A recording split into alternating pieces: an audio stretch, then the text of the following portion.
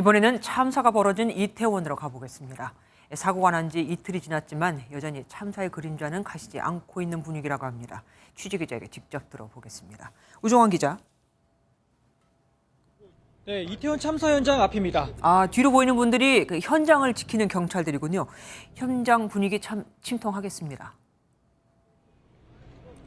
네, 지금 제가 있는 곳이 참사 현장이 있는 골목 바로 앞입니다. 제 뒤로 보시는 것처럼 참사 현장의 모습이 거의 그대로 남아있는 가운데 그 앞으로 폴리스 라인이 쳐져 있어 경찰이 출입을 막고 있는 상황입니다.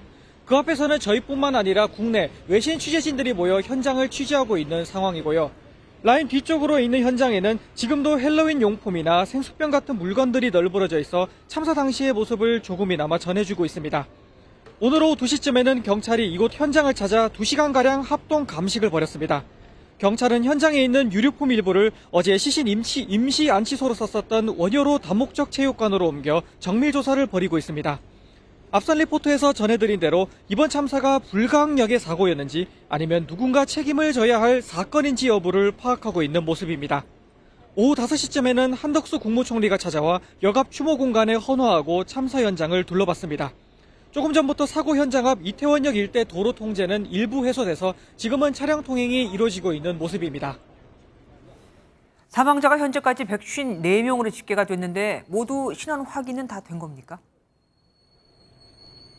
네, 현재 사망자 154명 모두 신원 확인이 끝난 상태입니다. 어젯밤까지만 해도 153명의 신원 확인이 끝난 가운데 늦게 추가된 여성 1명의 시신 신원 확인이 늦어졌는데요. 경찰은 지문 감정과 유전자 정보 분석 등을 통해 마지막 사망자가 한 40대 내국인 여성이라는 점을 확인했다고 밝혔습니다.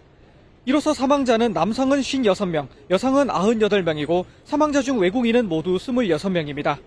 대검찰청도 오늘 오전 사망자 전원의 검시를 마치고 시신 인도 절차를 진행했습니다.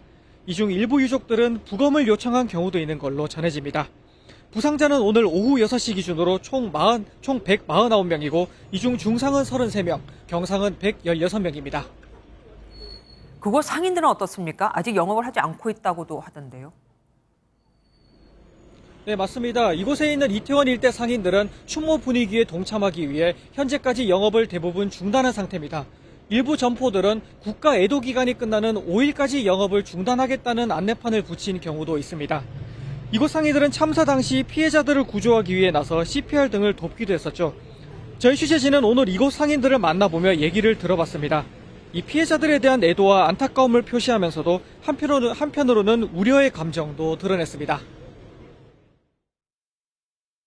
그전에 코로나 때도 조금 타격이 있었고 또 이번에 그렇게 사람들 많이 친구들 많이 죽고 했는데 그런 것 때문에 마음이 아프고 약간 그런 트라우마 때문에 사람들도 많이 이태원에 안 오지 않을까 싶은 것도 들고 그런 걱정이 되기는 해요. 많은 유동인구가 예측됐음에도 사전에 통제하지 못한 당국의 대처를 비판하는 목소리도 많이 들을 수 있었습니다. 지금까지 이태원 참사 현장 앞에서 MBN 뉴스 우종환입니다. 안녕하세요. 김주하입니다. 공정하고 신속한 MBN 뉴스, 유튜브를 통해서도 만나보실 수 있습니다.